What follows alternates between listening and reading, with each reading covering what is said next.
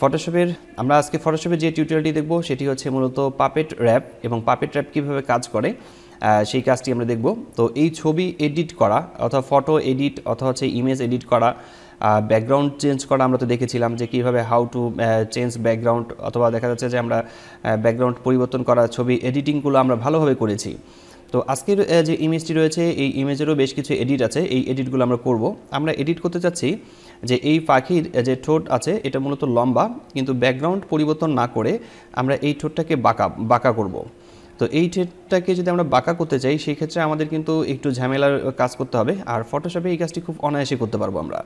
আর এই কাজটি করার জন্য আমাদেরকে মূলত এডিটে ক্লিক করতে হবে। এডিট থেকে আমরা পাপেট র্যাপ নামে একটি অপশন আছে, সেখানে আমরা ক্লিক করে আমরা এই কাজটি করতে পারবো। কিন্তু এই অবস্থাতে কিন্তু পাপেট র্যাপ অপশনটি কিন্তু কাজ করবে না, কারণ হচ্ছে পাপেট র্যাপ কথাটি হাইড হয়ে আছে, কারণ হচ্ছে আমাদের যে ছবির লেয়ারটি রয়েছে এই লেয়ারটি কিন্তু লক করা আছে। এখন প্রথমেই আমরা এই লেয়ারটিকে ডাবল ক্লিক করে নেব। ডাবল ক্লিক করে নেওয়ার পর আমরা লেয়ারটিকে আনলক করে নেব। আমরা কীভাবে, আমরা জানি যে এই ছবির লেয়ারটিকে আনলক করার জন্য ছবিটিতে ডাবল ক্লিক করে আনলক করে নিতে হয়। তো এখন আমরা তো জানি যে ব্যাকগ্রাউন্ড কীভাবে চেঞ্জ করতে হয়, ব্যাকগ্রাউন্ড চেঞ্জ করার নিয়মকানুনগুলো আমরা তো দেখেছিলাম, আরও বেশ কিছু টিউটোরিয়াল রয়েছে সেগুলো তো আমরা ব্যাকগ্রাউন্ড চেঞ্জ করার নিয়মটা দেখব। তো আজকের টপিকটাই কথা বলি, সেটি হচ্ছে মূলত এডিটে ক্লিক করছি। এডিটে ক্লিক করার পর আমরা এখান থেকে পাপেট র্যাপ নামে একটি অপশন আছে, সেখানে আমরা ক্লিক করলে আমরা ছবিটির একটু দেখতে পারবো, চেঞ্জ দেখতে পারবো। তো এই ছবির চেঞ্জ দেখতে পাচ্ছি, এবং হচ্ছে আমাদের মাউস পয়েন্টারটি মূলত একটি পিনের মতো চলে আসছে। এই পিন হচ্ছে মূলত পিন করে দেয়া। যেমন আমি যদি কোথাও পিন করতে চাই, যেমন আমি এই ঠোঁটটাকে বাঁকাতে যাচ্ছি, আমি ঠোঁটটাতে ক্লিক করলাম, পিন করলাম। এখন যদি আমি এটাকে মুভ করি তাহলে পুরো ছবিটা কিন্তু মুভ হবে। যেমন আমি এখানে বাম বাটন চেপে ধরে মুভ করছি নিচের দিকে, কিন্তু ছবিটা মুভ হয়ে আসতেছে। কিন্তু আমাকে এই জন্য সব দিকে মূলত পিন করে রাখতে হবে, ছবিটিকে আমি সব দিকে পিন করে রাখবো। ঠিক এইভাবে ধীরে ধীরে আপনার ছবি সব দিকে পিন করে রাখবেন, যেন সব দিকে যেন মুভ না করে। তো আমি এই ছবিটার সব জায়গায় পিন করে রাখছি। পিন করে রাখার সময় একটু বেশি পিন করতে হবে, কারণ হচ্ছে পিন করে রাখলে ছবিটি মুভ করবে না এবং হচ্ছে খুব ভালোভাবেই এডিট করা যাবে। আমরা এই ছবিটিকে খুব সুন্দরভাবে এডিট করতে পারবো।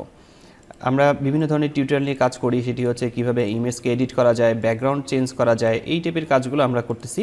এবং সামনের টিউটোরিয়ালগুলোতে আরও বেশ কিছু খুব সুন্দর সুন্দর টিউটোরিয়াল থাকবে, সেখানে দেখানো হবে কীভাবে ভিজিটিং কার্ড তৈরি করতে হয়, কীভাবে গ্রাফিক্স ডিজাইনের কাজ তৈরি করতে হয়, ব্রাউজার তৈরি করতে হয়, এরপর হচ্ছে ব্যানার ডিজাইন কীভাবে করতে হয়, কভার ফটো কীভাবে তৈরি করতে হয়, এই টাইপের ভিডিওগুলো আমরা সামনের ক্লাসগুলো থেকে পেয়ে যাবো ইনশাল্লাহ। তো এই জন্য আমরা এই কাজগুলোকে শেষ করে দিচ্ছি। তো আমি এখানে পিন করছি, পিন করা হয়ে গেলে আমাদের বেশ কয়েকটি জায়গায় পিন করা হয়ে গেছে। এবার হচ্ছে আমি একেও পিন করে রাখছি। তো এরপর আমরা এই ছবিটিকে যেখানে যেখানে পিন করব সেই জায়গাগুলো মূলত নড়বে না, মুভ হবে না। এরপর আমাদের যেখান থেকে মুভ করা দরকার সেই জায়গাটাকে আমরা খুব অনায়াসে মুভ করতে পারতেছি। দেখা যাচ্ছে আমি ঠোঁটটাকে বাঁকাতে যাচ্ছি, আমার এখানে দেখা যাচ্ছে অলরেডি বেঁকে গেছে। আবার যদি আমি নিচের দিক থেকে আরও একটু ঠিক করে দিই তাহলে দেখা যাচ্ছে যে নিচের দিক থেকে একটু আমি সমান করে দিচ্ছি, অথবা দেখা যাচ্ছে যে উপরের দিকে আর একটু উপরের দিকে উঠাই দেবো, কিন্তু ঠোঁটের এই জায়গাটাকে আমি এভাবে বাঁকা করব। তো এই পাখির যে ঠোঁটটি রয়েছে সেটি কিন্তু বাঁকানো। এই পাখিটি মূলত ভুল করে পাথর খেয়ে ফেলে এই ঠোঁটটাকে বাঁকা করে ফেলছে, এই রকমটা বোঝাচ্ছি আমি এখানে। তো এখানে দেখতে পাচ্ছেন যে ঠোঁটটা বাঁকা হয়ে গেছে। এরপর আমি এখানে চেক মার্ক দিয়ে দিলে আমার এই ছবিটি মূলত বাঁকা হয়ে গেছে।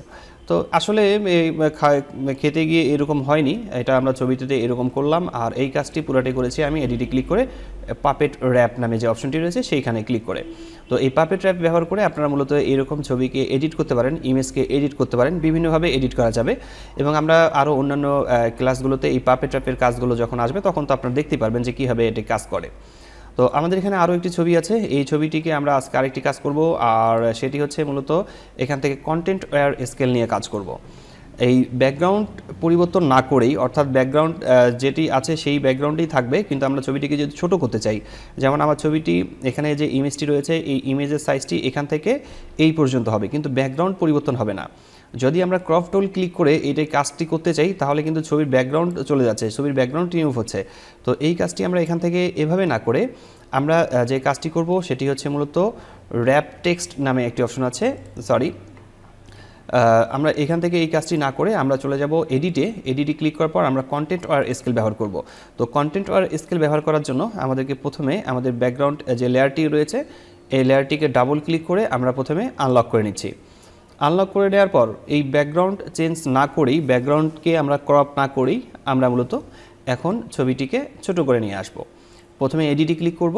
এডিটে ক্লিক করার পর কন্টেন্ট আর স্কেল লেখাটাতে ক্লিক করার পর আমরা একটু এখন দেখতে পাচ্ছি যে ছবিটি কিন্তু সিলেকশন হয়ে গেছে। এখন ব্যাকগ্রাউন্ড আমরা যদি চেঞ্জ করি, এখন যদি ব্যাকগ্রাউন্ড আমরা এই দিক থেকে আসি, ছবিটির কোনো পরিবর্তন হচ্ছে না, কিন্তু ছবিটি কিন্তু ছোট হচ্ছে। আমরা কিন্তু ছবিটি কি দেখতে পাচ্ছি যে ছবিটি ছোট হচ্ছে। আবার এই দিক থেকেও যদি আমরা নিয়ে আসি তাহলে এই দিক থেকেও ছবিটি ছোট হবে, কিন্তু ব্যাকগ্রাউন্ড সহ থাকতেছে, ব্যাকগ্রাউন্ডও থাকছে, আবার ছবিটিও এখানে কোনো ইফেক্ট পড়ছে না। ঠিক এভাবে আমরা খুব সুন্দরভাবে মূলত কন্টেন্ট আর স্কেল ব্যবহার করে আমাদের ছবির সাইজটিকে ঠিক রাখতে পারি এবং ব্যাকগ্রাউন্ড চেঞ্জ না করেই। তো এভাবে কাজ হয়ে গেলে তারপর এখান থেকে চেকমার্ক দিয়ে রাখতে হবে। চেকমার্ক দেওয়ার পর আপনাদের কাজ হয়ে যাবে, এরপরে আর কোনো কাজ নেই। তো এই ছিল মূলত আজকের এই টিউটোরিয়ালটিতে।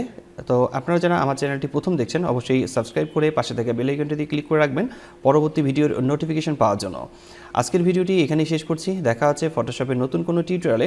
ততক্ষণ পর্যন্ত সবাই ভালো থাকবেন, সুস্থ থাকবেন। ধন্যবাদ সবাইকে। আল্লাহ হাফেজ।